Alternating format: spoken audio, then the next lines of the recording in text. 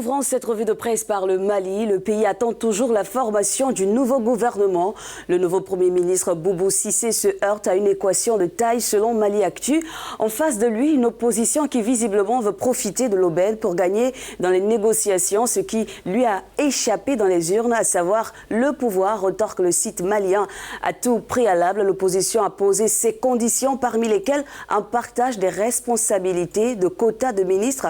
Mais pour le site, les exigences de l'opposition dépasse le cadre de la formation d'un gouvernement d'union nationale. C'est comme si les opposants veulent contraindre IBK à une cohabitation alors qu'ils sont très minoritaires à l'Assemblée, s'étonne le site malien, pardon.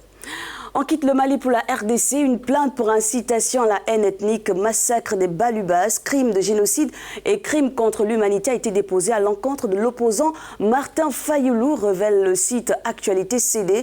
Et cette fois-ci, nous sommes rentrés pour demander et obtenir la démission de Félix Tshisekedi.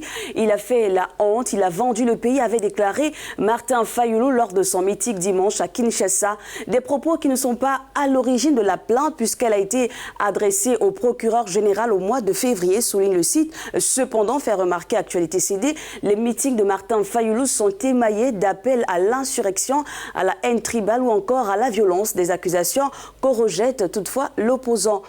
Et enfin, terminons par cette question que pose le Télégraphe de Sierra Leone. Les Sierra Leonais sont-ils à l'aise ou encore heureux alors que le pays vient de célébrer son 58e anniversaire d'indépendance le 27 avril dernier? Le site fait remarquer que les populations manquent de tout, même des besoins primaires, à savoir l'eau, le courant et une pauvreté grandissante.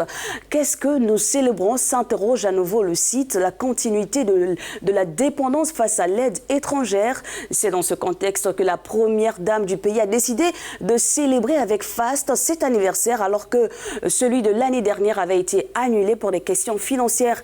Au-delà des bonnes raisons que peut avoir la première dame, estime le site, les Sierra Leonais attendent plus des fruits des promesses de l'administration actuelle, sans quoi ils ne seront jamais heureux.